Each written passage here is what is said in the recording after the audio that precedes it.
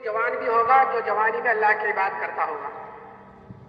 تو جوانی کی قدر کہ بڑھاپے سے پہلے پہلے، اور مالداری کی قدر کرو تنگ دستی سے پہلے پہلے.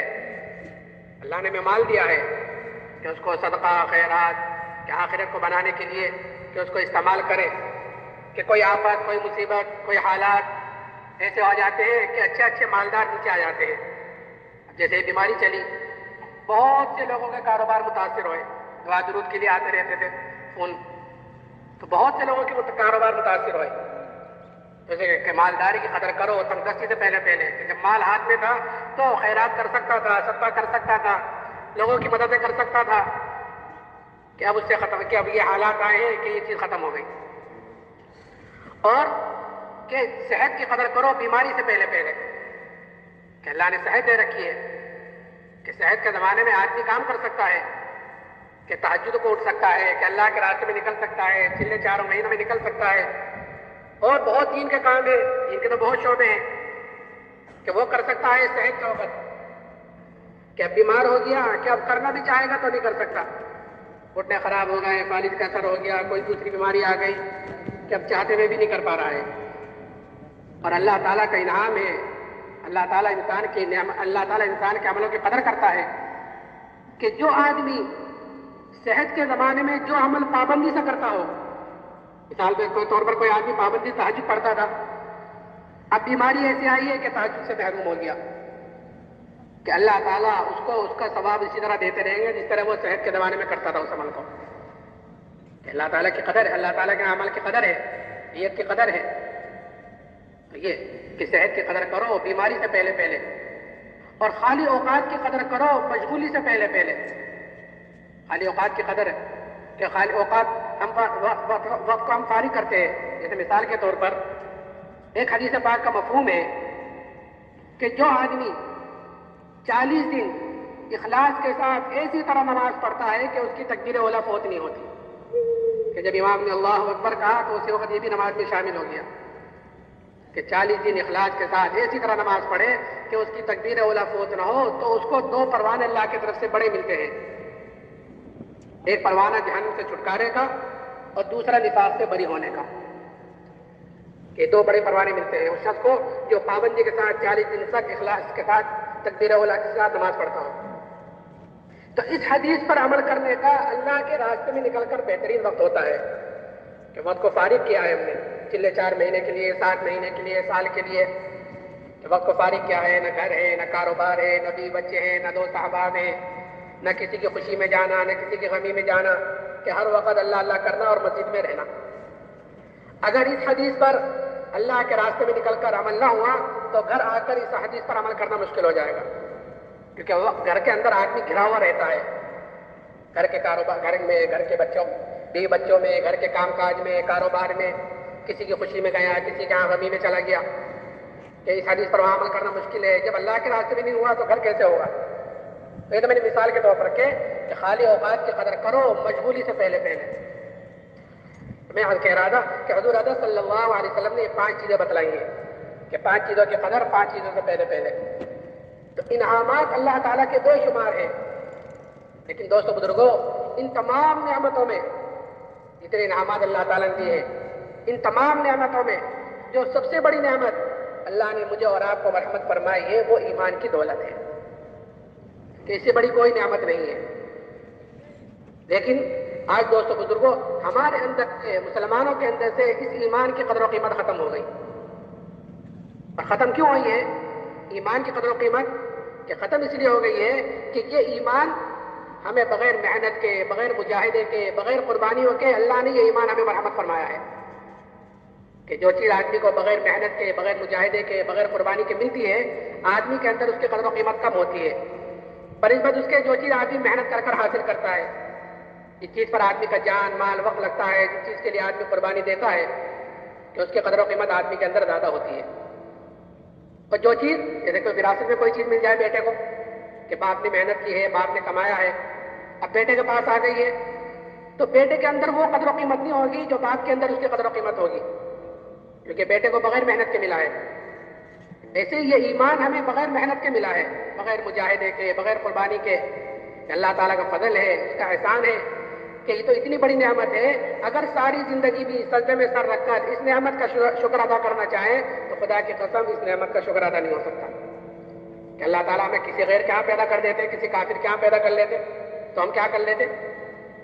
اس لیے کہ دنیا کی کسی چیز پر بھی اللہ نے کامیابی اور ناکامی کا دار و مدار نہیں رکھا ہے کہ مال زیادہ ہوگا یا اکثریت زیادہ ہوگی، ہتھیار زیادہ ہوں گے یا حکومت ہوگی تو کامیاب ہو جائیں گے اور یہ چیز نہ ہوئی تو ناکام ہو جائیں گے، کہ اس پر کسی چیز پر بھی اللہ نے کامیابی اور ناکامی کا دار و مدار نہیں رکھا ہے. کامیابی اور ناکامی کا دار و مدار اللہ نے ایمان پر رکھا ہے، ایمان اور اعمال صالحہ، ایمان اور اعمال صالحہ، کہ ایمان کے بغیر تو کوئی عمل قابل قبول ہے ہی نہیں، کوئی عمل قابل قبول نہیں. لیکن ایمان ہے اور اعمال صالحہ نہیں ہے تو پھر کل قیامت کے دن اس کی سزا بھگتنی پڑے گی. اور اللہ معاف کر دے وہ تو غفور الرحیم ہے، اس کو کون پوچھنے والا ہے. تو ایمان کے بغیر اگر آدمی دنیا سے چلا گیا اور دنیا کا سارا سونا چاندی اپنی جان کے فدیے میں دینا چاہے اور دے کر اپنی جان بچانا چاہے تو وہاں اس کی جان نہیں بچ سکتی. تو یہ اللہ نے ہمیں ایمان کی دولت پر رحمت فرمائی ہے. اللہ تعالیٰ ہمیں اس ایمان کی قدر کرنے کی توفیق نصیب فرمائے.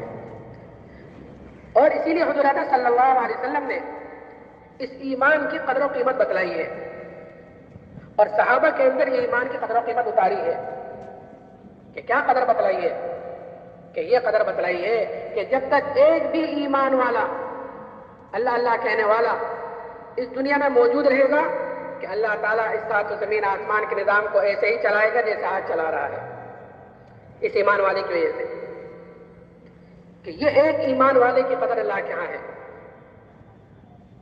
اور قیمت کیا بتلائی کہ اگر رائے کے دانے کے برابر بھی ایمان کو بچا کر لے گئے تو اللہ تعالیٰ اس دنیا سے 10 گنی بڑی جنت مرحمت فرمائے گا.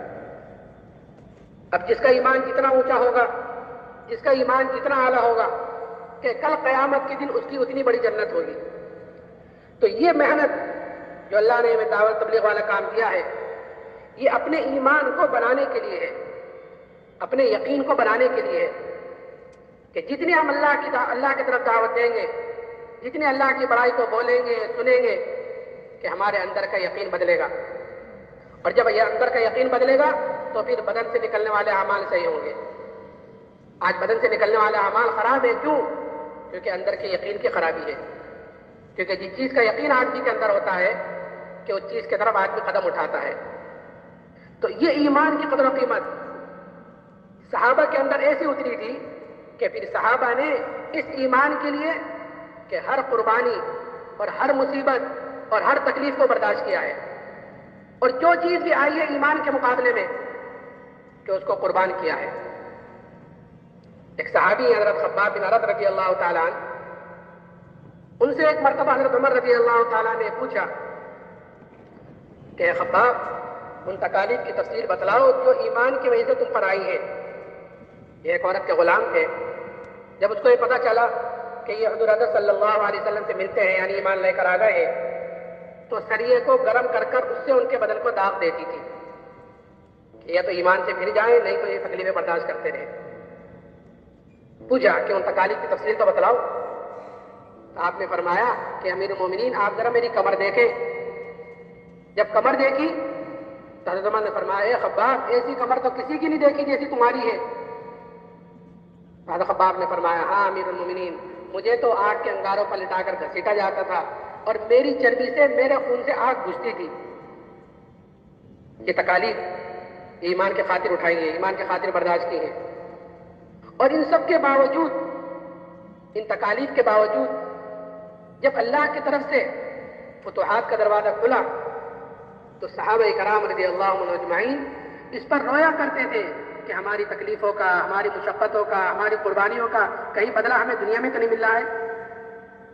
اس لیے کہ مومن کی علامت بتلائی گئی ہے کہ مومن جو عمل کرتا ہے کہ وہ آخرت کے لیے کرتا ہے، اپنے اللہ کو راضی کرنے کے لیے کرتا ہے، کسی کو خوش کرنے کے لیے، کسی کو راضی کرنے کے لیے نہیں ہے، بلکہ جو بھی عمل کرتا ہے وہ اپنے اللہ کو راضی کرنے کے لیے کرتا ہے. اور مومن جو عمل کرتا ہے اس کا بدلہ وہ دنیا میں نہیں چاہتا، اس لیے کہ اس کو پتا ہے یہاں جو ملے گا وہ تھوڑا بھی ملے گا اور وقتی بھی ملے گا، آخرت کے اعتبار سے تھوڑا اور وقتی کے موت تک، اور آخرت میں جو ملے گا کہ وہ ہمیشہ کے لیے ملے گا اور دنیا سے بہت زیادہ ملے گا۔ اس لیے صحابہ کرام رضی اللہ عنہ اجمعین اس پر رویا کرتے تھے کہ کہیں یہ فتوحات جو ہو رہی ہیں، کہیں ہمارا بدلہ، ہماری مصیبتوں کا، تکلیفوں کا، قربانیوں کا بدلہ کہیں ہمیں دنیا میں تو نہیں مل رہا ہے۔ تو کیسی تکالیف برداشت کی، ہم تعلیم کے حلقوں میں بیٹھ کر ان چیزوں کو سنتے رہتے ہیں، صحابہ کے واقعات، لیکن دوستو بزرگوں، تعلیم کے حلقوں سے ان چیزوں کا سننا سنانا خالی سننا سنانے کے لیے نہیں ہے، بلکہ یہ اس لیے ہے تاکہ ہم اس سے اثر لینے والے بنیں اور اثر لے کر اس کے مطابق اپنی زندگی کو ڈھالنے والے بنیں۔ سب سننا سنانے کا مقصد یہ ہے کہ ہم اس نیت سے سنیں کہ جو سن رہے ہیں اس کو اپنی زندگیوں میں لانا ہے، تو وہ چیز اندر اترتی ہے۔ اور اگر اس نیت سے نہیں سنیں گے تو بھی تعلیم کا وقت پورا ہو جائے گا، 2 گھنٹے 2.5 گھنٹے کے بھی کوئی حاصل نہیں ہوگا، جیسے بیٹھے تھے ویسے اٹھ جائے گے۔ اس سے بڑے پڑے ہیں صحابہ کے، کہ صحابہ نے کیسی قربانی دی ہے۔ ایک صحابی حضرت عبداللہ بن حذافہ رضی اللہ تعالیٰ عنہ، ان کو روم کی فوج نے قید کیا اور قید کر ان کو بادشاہ کے سامنے لائے، تو بادشاہ نے ان کے اوپر نصرانیت کو پیش کیا کہ تم نصرانی ہو جاؤ تو میں آدھی بادشاہ تم کو دے دوں گا۔ آدمی کو جو سیدھے راستے سے، صحیح راستے سے ہٹایا جاتا ہے، وہ 2 راستوں سے ہٹایا جاتا ہے، کوئی کام کرانا ہو غلط تب بھی، اور صحیح راستے سے ہٹانا ہو تب بھی، یہ 2 چیزوں سے۔ ایک تو لالچ دے کر ہٹایا جاتا ہے اور لالچ دے کر کام کرایا جاتا ہے کہ ہمارا کام کر دو، اتنے پیسے لے لو، یہ اس راستے سے ہٹ جاؤ، اتنے پیسے لے لو، اور دوسرے دھمکی دے کر ہٹایا جاتا ہے۔ تو صحابہ کرام رضی اللہ عنہ اجمعین کے ساتھ دونوں چیز آئی کہ وہ اس بادشاہ نے کہا کہ تم ایمان سے ہٹ جاؤ تو میں آدھی بادشاہ، لالچ تھی کہ آدھی بادشاہ تم کو دینے کو تیار ہوں۔ تو انہوں نے یہ سوچا ہوگا صحابی نے کہ یہ بادشاہ مجھے کامل ایمان چھوڑنے پر آدھی بادشاہ دینے کو تیار ہے، اور مجھ سے میرے نبی نے کیا فرمایا کہ اگر رائے کے دانے کے برابر بھی ایمان کو بچا کر اس دنیا سے لے گئے تو اللہ تعالیٰ اس دنیا سے 10 گنی بڑی جنت مرحمت فرمائے گا۔ یہ کہیں دور دور تک بھی مقابلہ نہیں، کہاں کامل ایمان چھوڑنے پر، پورا ایمان چھوڑنے پر آدھی بادشاہت، اور کہاں رائے کے دانے کے برابر ایمان کو بچا کر لے جانے پر 10 گنی بڑی جنت۔ تو اسی وقت جواب دیا کہ آدھی بادشاہت نہیں، اگر تو پوری بادشاہت دے، اور پوری بھی نہیں، عرب کی جتنی بادشاہت ہیں سب کی سب دے، تب بھی میں پلک جھپکنے کے برابر ایمان کو چھوڑنے کو تیار نہیں۔ یہ لالچ کا ہی جواب دیا۔ پھر ایسا نہیں کہ چھوڑ دیا کہ اچھا نہیں مانتے تو جاؤ اپنے گھر چلے جاؤ، نہیں، پھر صحیح راستے سے، جیسے میں نے کہا 2 راستوں سے، کہ پھر دوسرا راستہ اختیار کیا، دھمکی دی۔ دھمکی تو کیا، اصل تو دوستوں بزرگوں، ایمان والوں کے اوپر حالات آتے ہیں اللہ کی طرف سے، اور یہ دیکھنے کے لیے آتے ہیں کہ یہ اپنے ایمان میں کتنے مضبوط ہیں۔ الف لام میم احسب الناس ان یترکوا ان یقولوا آمنا وهم لا یفتنون۔ قرآن پوچھتا ہے کہ تم یہ گمان کرتے ہو کہ تم یوں کہہ دو کہ ہم ایمان والے ہیں تو تم آزمائش نہیں جاؤ گے؟ نہیں، حالات آتے ہیں، آزمائش آتی ہیں، یہ دیکھنے کے لیے کہ یہ اپنے ایمان میں کتنا مضبوط ہے۔ تو جس کا یقین بنا ہوا ہوگا وہ ان حالات کا مقابلہ ان حالات سے نہیں کرے گا، ان آزمائش کا مقابلہ آزمائشوں کے ساتھ نہیں کرنا، بلکہ ایمان والا حالات کا مقابلہ اعمال سے کرتا ہے، اور حالات کا مقابلہ، آزمائش کا مقابلہ توبہ استغفار سے کرتا ہے، اللہ کی طرف رجوع کرنے سے کرتا ہے۔ وَلَنُذِيقَنَّهُم مِّنَ الْعَذَابِ الْأَدْنَىٰ دُونَ الْعَذَابِ الْأَكْبَرِ لَعَلَّهُمْ يَرْجِعُونَ، کہ ہم حالات، چھوٹی چھوٹی مصیبتیں، چھوٹے حالات اس لیے لاتے ہیں تاکہ تم ہمارے طرف رجوع کرنے والے بنو بڑے عذاب سے پہلے، وہ آخرت کا ہے، اللہ حفاظت فرمائے، ہم ہمارے طرف رجوع کرنے والے بنو۔ تو ایمان والا اللہ کی طرف رجوع کرتا ہے۔ ایک مرتبہ حضرت عمر رضی اللہ تعالیٰ عنہ کے زمانے میں قحط سالی ہوئی، قحط پڑا، اور ایسا قحط پڑا کہ جانور تک ہلاک ہونے شروع ہو گئے۔ حضرت عمر رضی اللہ تعالیٰ عنہ نے شام سے اور مصر سے کہاں سے غلے منگائے، اور اتنا غلہ آیا کہ اس کا پہلا اونٹ مدینے میں اور آخری اونٹ شام میں، اتنا غلہ آیا۔ لیکن غلہ آیا آ کر ختم ہو گیا، قحط سالی ختم نہیں ہوئی۔ ایک صحابی نے بکری ذبح کی تو اس بکری کے اندر سے نہ خون نکلا نہ گوشت نکلا، خالی ہڈی ہڈی نکلی۔ یہ صحابی روتے ہوئے سو گئے۔ خواب میں زیارت کی جناب رسول اللہ صلی اللہ علیہ وسلم کی۔ آپ نے فرمایا کہ عمر کو میرا سلام کہنا اور یہ کہنا کہ تو بڑا عقل مند تھا، تجھے کیا ہوا؟ ایمان کی فراست عطا فرمائی تھی۔ یہ صحابی اٹھے، اٹھ کر حضرت عمر کی خدمت میں گئے اور جا کر اپنا پورا خواب کا تذکرہ کیا۔ حضرت عمر نے فوراً مشورے والوں کو جمع کیا۔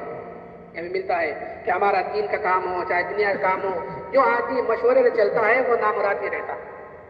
ہمیں اپنے ہر معاملے میں اپنے مشورے والوں سے رجوع کرنا چاہیے۔ کوئی چیز آئی ہے، کوئی حالات آئے ہیں، کوئی بات آئی ہے، کوئی بات پیش آئی ہے، دین کی ہو یا دنیا کی ہو، یہ اپنے گھر دنیا کے حالات آتے ہیں یا دین کے اعتبار سے آئے ہیں، کام کے اعتبار سے آئے ہیں، تو اپنے مشورے والوں سے رجوع کرو، مشورہ کرو معاملے میں، کہ جو مشورے سے کام لیتا ہے وہ نامراد نہیں رہتا۔ تو مشورے والوں کو جمع کیا اور یہ خواب رکھا بیچ میں کہ ایک ساتھی نے ایسے خواب میں دیکھا ہے۔ تو مشورے میں بات آئی کہ امیر المومنین، جہاں سے قحط سالی آئی ہے، یعنی جہاں سے بارش رکی ہوئی ہے، ہم اسی کی طرف رجوع کیوں نہیں کرتے؟ ہم غلے منگا رہے ہیں شام سے اور مصر سے، ہم ادھر ادھر جا رہے ہیں کہ ہم تو قحط سالی تو اللہ کی طرف سے آئی ہے، بارش تو اللہ کی طرف سے رکی ہوئی ہے، تو ہم اسی کی طرف رجوع کیوں نہیں کرتے؟ حضرت نے فرمایا ہاں یہ چوک ہو رہی ہے۔ فوراً مدینے سے باہر گئے اور ابھی توبہ استغفاری کر رہے تھے کہ اسی وقت بارش شروع ہو گئی۔ جب تک حالات کا مقابلہ حالات سے کرتے رہے تو وہ حالات بجائے کم ہونے کے اور زیادہ بڑھتے رہے، اور جب حالات کا مقابلہ کہ توبہ استغفار سے کیا، اللہ کے طرف رجوع کرنے سے کیا، تو اللہ تعالیٰ نے فوراً حالات پلٹ دیے۔ آج بھی دوستوں بزرگوں، جو چاروں طرف حالات ہیں، خاص طور سے مسلمانوں پر، کہ اس کا واحد علاج یہ ہے کہ ہر مسلمان اللہ کی طرف رجوع کرنے والا، اللہ سے توبہ استغفار کرنے والا بنے، کہ توبہ کا دروازہ کہ موت تک کھلا ہوا ہے، وہ کبھی بند نہیں ہوگا سوائے جب تک موت نہ آئے۔ اور اللہ تعالیٰ توبہ قبول کرنے کے لیے ہر وقت تیار ہے، ہر ایک کی تیار ہے۔ شیطان بہکاتا ہے کہ تو بڑا پاپی ہے، تو نے تو یہ کیا ہے، یہ کیا ہے، وہ یہ تو بہکاتا ہے یا پھر اس توبہ کو ٹلاتا ہے۔ تو توبہ کو ٹلانا نہیں ہے اور بہکا میں بھی نہیں آنا، ہر آدمی اللہ کی طرف توبہ استغفار کرنے والا بنے اور اللہ سے اچھی امید رکھے کہ اللہ سے جیسی امید رکھو گے اللہ ویسا معاملہ کرے گا۔ بندے گمان کے ساتھ ہے کہ اللہ سے اچھی امید رکھے، توبہ استغفار کرے، اچھی امید رکھے۔ میں عرض کر رہا تھا کہ حالات آتے ہیں اللہ کی طرف سے یہ دیکھنے کے لیے کہ یہ اپنے ایمان میں کتنا مضبوط ہے۔ تو وہ صحابی لالچ دی تو لالچ کو تو یہ جواب دیا، پھر دھمکی دی، بادشاہ نے دیگ منگائی، اس دیگ کے اندر پانی کھولایا، جب پانی خوب کھول گیا تو بادشاہ نے ان کے سامنے عبداللہ ابن حذافہ کے سامنے اس کے قیدیوں کو بلا کر اس میں ڈلوایا اور یہ کہا کہ یہ تو ایمان سے پھر جاؤ نہیں تو تمہیں بھی اس میں ڈالا جائے گا۔ اور صحابی کہنے لگے تجھ سے جو ہو سکے وہ تو کر لے۔ بادشاہ نے حکم دیا کہ ان کو اس میں ڈال دو۔ جب لے جانے لگے تو وہ صحابی رونے لگے، تو اس کی اطلاع ہوئی کہ بادشاہ نے کیا رکھا تھا کوئی نئی بات دیکھو تو مجھے اطلاع کرنا۔ بادشاہ کو اطلاع کی گئی کہ وہ صحابی تو رو رہے ہیں، پھر بلایا اور پھر ان پر نصرانیت کو پیش کیا۔ وہ فرمانے لگے کہ میں نے ایک مرتبہ تجھ سے کہہ دیا تھا کہ تجھ سے جو ہو سکے وہ تو کر لے، کہ اچھا پھر رو کیوں رہے تھے؟ کہ واہ کہ میں تو اس لیے رو رہا تھا کہ میرے بدن کے اندر ایک جان ہے، ایک ہی جان ہے، وہ جان اس دیگ میں ڈالی جائے گی، ختم ہو جائے گی۔ میں تو اس لیے رو رہا تھا کاش میرے بدن کے اندر 100 جانیں ہوتی اور میرے روئے میں جان ہوتی اور وہ ساری کی ساری جانیں آج اس دیگ میں ڈالی جاتی اور وہ ساری کی ساری جانیں میں اللہ کے نام پر قربان کرتا۔ ایک جان کا کیا قربان کرنا؟ اور کل کو جب اللہ پوچھتا ہے عبداللہ دنیا سے کیا لایا تو میں کہتا ہے اللہ جتنی تو نے مجھے جانیں دی تھی سب تیرے نام پر قربان کر کر آیا ہوں۔ تو یہ جذبہ بنتا ہے دوست بزرگوں دعوت سے کہ جب آدمی اپنے دین کو لے کر حرکت میں رہتا ہے کہ پھر جان مال اللہ کے نام پر لگانے کا جذبہ اندر پیدا ہوتا ہے مستقل، اور پھر جب یقین اندر بن جاتا ہے تو پھر بدن سے نکلنے والے اعمال اس کے صحیح ہوتے ہیں۔ کہ اعمال کی خرابی یقین کی خرابی کی وجہ سے ہے۔ اعمال بنیں گے جب یقین بنے گا۔ ہماری اصل اس محنت کا مقصد اپنے اندر کے یقین کو بدلنا ہے، اپنے اندر کے یقین کو بنانا ہے۔ جب یقین بن جائے گا تو پھر بدن سے نکلنے والے اعمال صحیح ہوں گے، بدن سے نکلنے والے اعمال جاندار ہوں گے۔ یہ صحابہ نے کہ پہلے ایمان بنایا ہے، پہلے ایمان کو سیکھا ہے کہ تعلمنا الایمان ثم تعلمنا القرآن، کہ پہلے ہم نے ایمان کو سیکھا ہے پھر ہم نے قرآن سیکھا ہے۔ قرآن یعنی شریعت، دین، کہ جب ایمان بن گیا تو پھر دین پر چلنا آسان ہوا، پھر کوئی رکاوٹ آئی دین پر چلنے میں تو اس رکاوٹ کا برداشت کرنا بھی آسان ہوا، اس پر چلنا بھی آسان ہوا۔ جو رکاوٹیں تو آتی ہیں، قدم قدم پر رکاوٹیں کھڑی ہوتی ہیں جب آدمی دین پر چلتا ہے، لیکن اگر اندر بنا ہوا ہوگا تو پھر اس رکاوٹوں کو برداشت کرنا آسان ہو جائے گا۔ پہلے شراب حلال تھی جب تک اس کی حرمت نہیں آئی تھی۔ ایک صحابی کے گھر پر شراب کا دور چل رہا تھا، شراب پی جا رہی تھی۔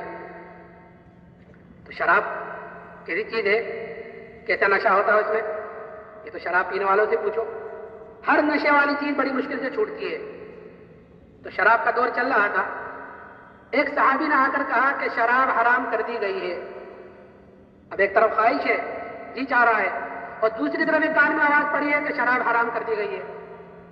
کہتے ہیں کہ جتنی مٹکوں میں شراب بھری ہوئی تھی سارے کے سارے مٹکے اٹھا کر پھوڑ دیے کہ یہ حکم آ گیا ہے کہ شراب حرام ہو گئی ہے، کہ اب ختم ہو گئی، کہ جس کے ہاتھ میں تھی اس کے منہ تک نہیں پہنچی، جس کے منہ تک پہنچ گئی تھی حلق سے نیچے نہیں اتری، کیونکہ بنا ہوا تھا ایمان۔ ایسے ہی دوستوں بزرگوں، ہم جب تک ہمارا ایمان نہیں بنا ہوگا کہ بدن سے نکلنے والے اعمال صحیح نہیں ہوں گے۔ صحابہ کرام رضی اللہ عنہ اجمعین نے ایمان بنایا، ایمان بنانے کے بعد پھر اعمال بنائے، اور خالی ایمان کے لیے قربانی نہیں دی، صحابہ کرام رضی اللہ عنہ اجمعین نے اپنے عملوں کے لیے بھی قربانی دی ہے کہ عمل خراب ہوا ہے تو جس چیز کی وجہ سے عمل خراب ہوا ہے اس چیز کو اپنے پاس نہیں رہنے دیا، جیسے ایمان پر چوٹ پڑی ہے کہ جس چیز کی وجہ سے ایمان پر چوٹ پڑی ہے اور جس چیز کی وجہ سے دین کے تقاضوں پہ چوٹ پڑی ہے کہ اس کو اپنے پاس نہیں رہنے دیا، ایسے عمل خراب ہوا ہے کہ جس چیز کی وجہ سے عمل خراب ہوا ہے کہ یہ اپنے پاس نہیں رہے گی، کہ اس چیز کی وجہ سے میرا عمل خراب ہوا ہے۔ اللہ کے راستے میں نکلنے میں دیری ہو گئی، حضرت کعب بن مالک رضی اللہ تعالیٰ عنہ کو جب توبہ قبول ہوئی تو جس چیز کی وجہ سے پیچھے رہ گئے تھے وہ اللہ کے نام پر صدقہ کر دیا، کیا رسول اللہ یہ اللہ کے نام پر صدقہ، اس کی وجہ سے میں پیچھے رہا، یہ میرے پاس تھی تو میں سوچتا رہا آج چلے جاؤں گا، کل چلے جاؤں گا، کل چلے جاؤں گا، پرسوں چلے جاؤں گا، میں یہ سوچتا رہا یہاں تک کہ آپ واپس آ گئے کہ اس چیز کی وجہ سے میں پیچھے رہا ہوں، یہ میرے پاس اب نہیں رہے گی۔ ایک صحابی حضرت ابو طلحہ رضی اللہ تعالیٰ عنہ اپنے باغ میں نماز پڑھ رہے تھے، گنجان باغ بھرا ہوا، اس میں نماز پڑھ رہے تھے۔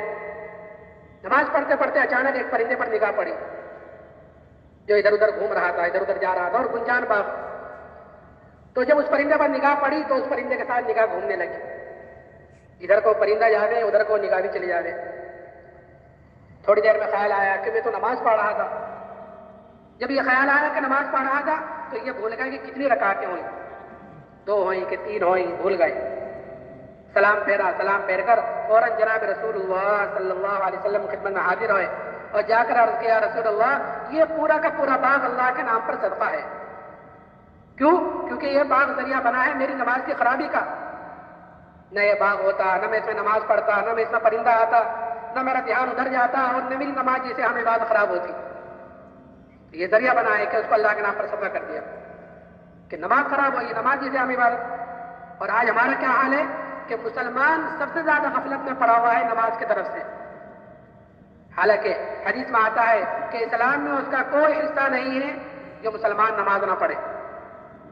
حضرت عمر رضی اللہ تعالیٰ عنہ آپ کے خنجر لگا اور آپ زخمی ہو کر گرے اور آپ کے اوپر بے ہوشی طاری رہی، ساری کوشش کی جا چکی آپ کو ہوش میں لانے کی، آپ ہوش میں نہیں آئے، اور زخم ایسا کہ آپ کو دودھ پلایا گیا تو وہ دودھ بھی زخم کے ذریعے سے راستے سے باہر نکل گیا، ایسا گہرا زخم۔ تو ساری کوشش ہو چکی آپ کو ہوش میں لانے کی اور آپ ہوش میں نہیں آئے، تو ایک ساتھی نے کہا کہ امیر المومنین کو نماز کے ذریعے سے ہوش میں لاؤ۔ آپ کے کان میں کہا امیر المومنین الصلاۃ الصلاۃ، اس وقت آپ نے آنکھ کھولی اور یہ جملہ فرمایا کہ اہمیت، نماز کی اہمیت، کہ اسلام میں تو کوئی حصہ نہیں ہے اس آدمی کا جو مسلمان نماز نہ پڑھے۔ لیکن آج مسلمان غفلت میں ہے نماز کی طرف سے، کیوں؟ کیونکہ نماز سے کامیابی کا یقین نہیں ہے۔ اور صحابہ کرام رضی اللہ عنہ اجمعین نے نماز سے کامیابی کا یقین اور پھر اس نماز سے اپنے کام بنوائے اللہ سے کہہ کر۔ صحابہ فرماتے ہیں ہمیں کبھی اتنی خوشی نہیں ہوئی جتنی نماز کے آنے پر ہوئی۔ کہ اب کوئی بھی مسئلہ ہمارا اٹکے گا 2 رکعت نماز پڑھیں گے، اللہ سے اپنے مسائل حل کرائیں گے۔ انس بن مالک رضی اللہ تعالیٰ عنہ بیٹھے ہوئے تھے، خادم آیا، آ کر کہا کہ باغ بالکل سوکھ رہا ہے، اگر بارش نہ ہوئی تو باغ بالکل ختم ہو جائے گا۔ فرمایا لاؤ مصلی لاؤ، وضو کے لیے لوٹا لاؤ، وضو کی 2 رکعت نماز پڑھی کہ دیکھ کر آؤ کہ ابھی تو بارش نہیں ہوئی، پھر نماز پڑھی کہ دیکھ کر آؤ کہ ابھی تو نہیں ہوئی، کہ نماز پڑھتے رہے، اس کو بھیجتے رہے۔ ایک مرتبہ اس نے آ کر کہا کہ ہاں بارش تو ہوئی اور خوب زور کی ہوئی، لیکن عجیب بات یہ ہے کہ نہ دائیں ہوئی نہ بائیں ہوئی، صرف ہمارے باغ کے اوپر ہوئی۔ آپ نے فرمایا مانگی تو میں نے سب کے لیے تھی، باقی اللہ جس کو چاہے دے۔ تو نماز سے اپنے مسائل کا حل، لیکن یہ کون کرے گا؟ کہ وہی کرے گا جس کو نماز سے کامیابی کا یقین ہوگا۔ اس لیے دوستو بزرگوں، ہمیں دعوت کے ذریعے سے اپنے اندر کے یقین کو بدلنا ہے، دعوت کے ذریعے سے یقین کا بدلنا، اور ذکر کے ذریعے سے غفلت کا ختم کرنا۔ آج غفلتیں بھی ہمارے اندر ہیں کہ ایسی غفلت ہے کہ ایک آدمی اللہ کے گھر میں اللہ کے سامنے نماز پڑھ رہا ہے، کھڑا ہوا ہے اللہ کے سامنے نماز پڑھ رہا ہے اور غافل ہے، کوئی کہیں گھوم رہا ہے، کوئی کھیت میں، کوئی کاروبار میں، کوئی کہیں کہ ہماری نمازوں کا کیا حال ہے؟ ہمارے مولانا سلیمان جہانگیر صاحب رحمۃ اللہ علیہ رضی مولانا انعام الاسلام کی بڑی خدمت کی، وہ ایک قصہ سنایا کرتے تھے، کہتے تھے کہ ایک مرتبہ مسجد میں نماز ہو رہی تھی تو امام نے 3 رکعت پر سلام پھیر دیا اور کسی کو بھی پتہ نہیں چلا کہ امام نے 3 رکعت پڑھائی۔ ایک آدمی کھڑا ہوا اور کھڑے ہو کر کہا امام صاحب 3 رکعت ہوئی ہے، 1 رکعت رہ گئی ہے۔ خیر نماز پوری ہوئی، 4 رکعت پڑھائی۔ نماز کے بعد سب نے اس کو کہا کہ اللہ تجھے جزائے خیر دے، تیری وجہ سے ہماری نماز پوری ہو گئی، تیرے خشوع کی وجہ سے۔ تو وہ کہنے لگا بھائی خشوع کیا ہوتا ہے تو مجھے پتہ نہیں، باقی ہاں یہ ہے کہ میری 4 دکانیں ہیں اور میں ہر رکعت میں 1 دکان کا حساب کرتا ہوں، اب کہ میری 3 دکان کا حساب ہوا تھا کہ امام نے سلام پھیر دیا، اس کی وجہ سے مجھے پتہ چلا کہ 1 رکعت رہ گئی۔ تو یہ ہماری نمازوں کا حال ہے۔ یہ تو ہنسنے کی غور کرو تو یہ رونے کی بات ہے کہ ہم کس کے سامنے کھڑے ہیں اور کس سے مانگ رہے ہیں، اور ہماری حال یہ ہے۔ تو اس لیے اللہ کا ذکر کرنا ہے تاکہ ہمارے اندر کی غفلت ختم ہو، اور ذکر کرنا ہے اللہ کے دھیان کے ساتھ کہ ہمارے بڑے 3 تسبیح صبح کو، 3 تسبیح شام کو، 1 تسبیح تیسرے کلمے کی سبحان اللہ الحمدللہ لا الہ الا اللہ اللہ اکبر ولا حول ولا قوت الا باللہ العلی العظیم، اور 1 تسبیح درود شریف کی، 1 استغفار کی۔ یہ 3 تسبیح صبح کو، 3 تسبیح شام کو دھیان سے جی لگا کر پڑھنے کے لیے کہتے ہیں۔ تو کریں گے انشاءاللہ۔ اب تھوڑا سا وقت باقی ہے، آج جمعہ کا مبارک دن بھی ہے، عصر کے بعد کا وقت تو ویسے ہی قیمتی ہے۔ حدیث پاک کا مفہوم ہے کہ فجر کی نماز کے بعد اللہ تعالیٰ فرماتا ہے کہ فجر کی نماز کے بعد اور عصر کی نماز کے بعد تھوڑی دیر مجھے یاد کر لیا کر، میں درمیانے حصے میں تیری کفالت کروں گا۔ تو قیمتی وقت ہے، قیمتی وقت چل رہا ہے، فجر کے بعد کا وقت اور عصر کے بعد کا وقت، پھر جمعہ کا دن، تو یہ قبولیت کا ہے۔ اور ماشاءاللہ بیانات تو مستقل چلتے رہتے ہیں، ہوتے رہتے ہیں، سنتے رہتے ہیں۔ تو دعوت اور دعا، یہ 2 چیزیں دے کر انبیاء علیہ السلام کو بھیجا جاتا تھا، دعوت اور دعا۔ تو جہاں دعوت ہے وہاں دعا بھی ہے، اس لیے ہر آدمی ماشاءاللہ قرآنوں کا مجمع ہے، اللہ کی طرف متوجہ ہو، اپنے لیے بھی اور پوری امت کے لیے پہلے تو توبہ استغفار کرے، اور اپنے لیے اور پوری امت کے لیے ہدایت کی دعا مانگے، اور اپنے لیے اور پوری امت کے لیے یہ جو حالات اس وقت چاروں طرف سے امت پر ہیں، امت کے اوپر سے ان حالات کو ختم کرے اور ہدایت کی ہم ہوائیں چلائیں۔ کریں گے انشاءاللہ۔ اللہ تعالیٰ عمل کی توفیق۔ جو کچھ سنا اللہ پاک اس پر عمل کرنے والا اور ساری کی ساری انسانیت تک پہنچانے والا بنائے۔ دین کی بات پھیلانا صدقہ جاریہ ہے۔ مزید ہماری ویڈیوز کو دیکھنے کے لیے ہمارے چینل دعوت تبلیغ کو سبسکرائب کریں۔ جزاکم اللہ خیرہ۔